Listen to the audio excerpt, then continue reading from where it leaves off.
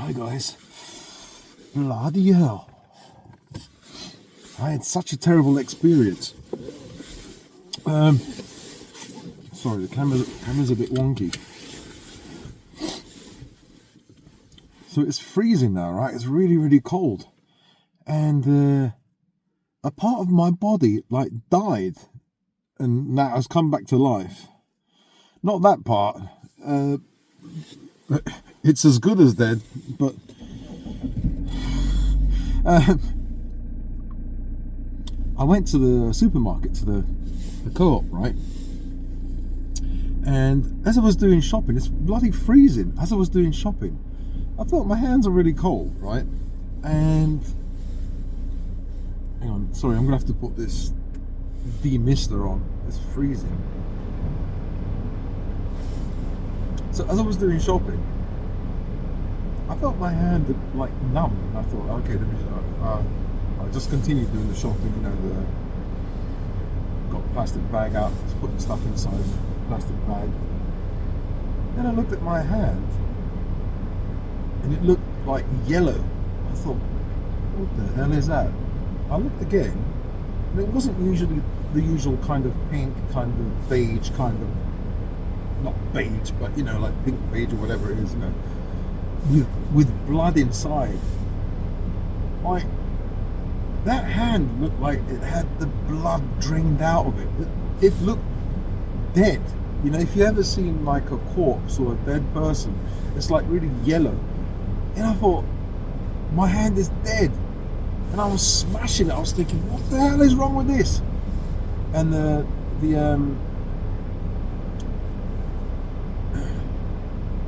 other people make you panic as well. The cashier said, oh, you better go to the doctor. That doesn't look right at all.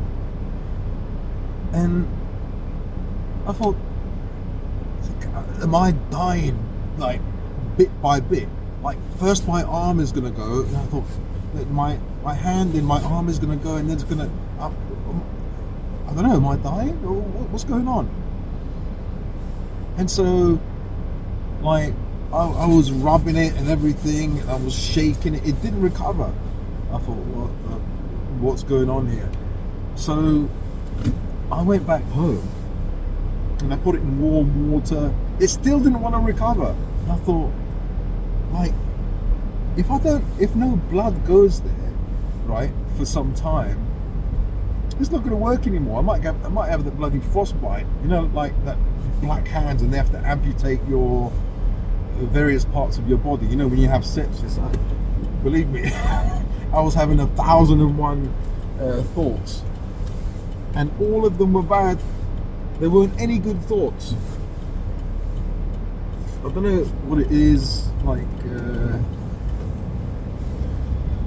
ADHD, my own negativity. I don't know what it is, but I was thinking the worst kind of negative thoughts, and I was saying, look, let me snap out of this. I have to put my hand in boiling water. Even if I have to scald it, I have to get some blood inside there. I was massaging it with the other hand. I was sitting on it. Eventually the blood went back, and I thought, what the hell was that? What's happening to me? And I found out there's something called Raynaud syndrome. Like, I don't know, blood just drains from a body part, you know, I don't know, a hand or a foot, and it really looks like your hand is dead. Like, there's no blood there. Like, you would have thought, yeah, the hand, no blood. What, does it look white? No, it looks yellow. It's like a corpse, like a dead hand. Whilst you're alive, you've got a dead hand. Like, it's weird, so weird. So yeah, that freaked me out. Freaked me out is an understatement. I thought, you know, I'm dying bit by bit. What the hell is that? Well, I didn't say that. I said, what the fuck is going on? Yeah, so yeah, that's just my experience.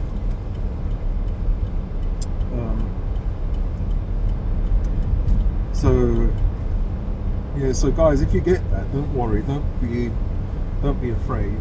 So what I did is I ate foods, spices to increase my circulation. So I quickly made some ginger. I had a ginger tea. Then I had some food with some chili on it. So I increased that circulation. Bloody hell.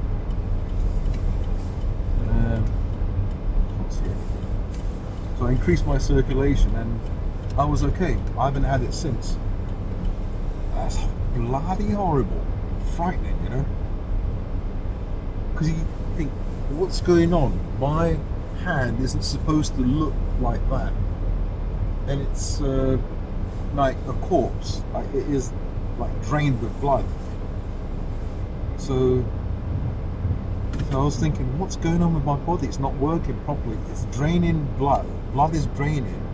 And this isn't right. What disease is this? Yeah, so yeah, that's my quick story about my Raynaud's syndrome.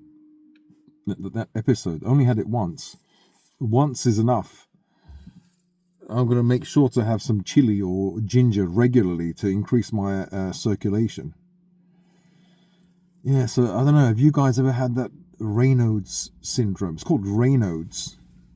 Raynaud's. It's frightening when you have it. Well, it was for me. Like, if you don't know what it is, and suddenly, like, one of your limbs becomes, like, it looks dead. Like, you've got a zombie arm or hand.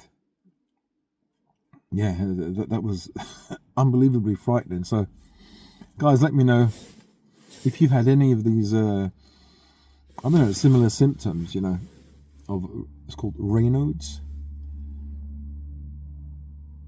Yeah, I haven't had it since because regularly I do have ginger tea, things like that, to increase circulation to the periphery, to, you know, to hands and feet and the head. Yeah, so that was my experience, and I don't know, I haven't had it since, but now it's getting really cold again, so I think I'm going to up my ginger, and now I'm going to have a nice curry, and ginger and chili, and make sure I keep my hands, you know, warm, my feet warm. But I don't think my body likes a cold, you know. Like people say nobody likes a cold, but those guys in Russia, those guys in Siberia, northern, you know, China, they're used to the cold. They don't mind. I don't know how they can live in these like temperatures of sub 40 or sub 50 centigrade. How? I feel terrible just thinking about it. Imagine having to live in that kind of temperature. I think they cover their cars, don't they? They cover their whole cars, and they protect the underneath of the car, the exhaust, everything. They have to cover their cars at a certain temperature, like minus 50, something like that, 60. I did see a video, I saw a thumbnail of a place in Siberia, minus 70. Yeah, I don't know how you can live in that temperature. You'd have to eat lots of meat. You'd have to eat lots of chili or ginger to heat up your insides. You'd have to wear lots of clothes. And you have to be used to that temperature. I'm a person from the Mediterranean. My father, Spanish, and my mother is from Chile. And so, even though her ancestors probably are from Spain, so I'm a European person, you know. I need that Mediterranean kind of 30 degrees, 25 degrees, that kind, not too hot, because I've lived all my life in England, so I don't like it when it's too hot. I bloody suffocate. I feel too hot.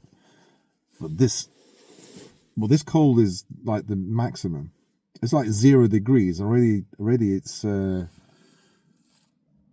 you know, when you get into the car and you sit down and your ass is freezing.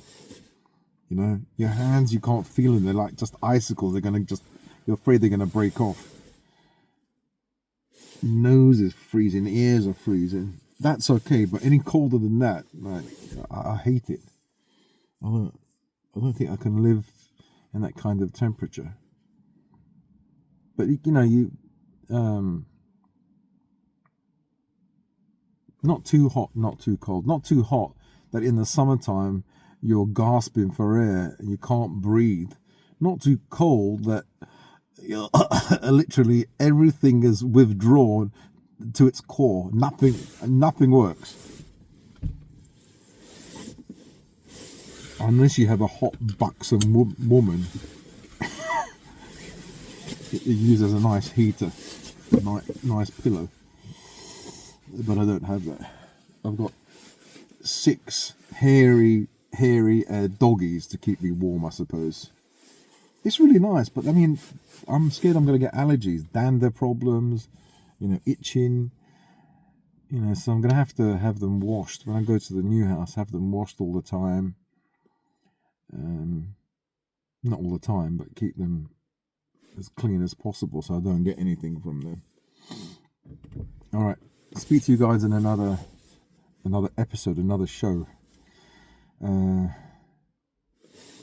Let us know in the comments if you guys have had this Raynaud syndrome, and how do you cope with it? How do you deal with it? Did you do what I did? Have really warming food like ginger, chili, that kind of food, or maybe something really yang meat like lamb to generate lots of heat and increase circulation to the periphery. That's what I did, and it seemed to work and keep myself warm. Anyway, speak to you guys in another video. Bye.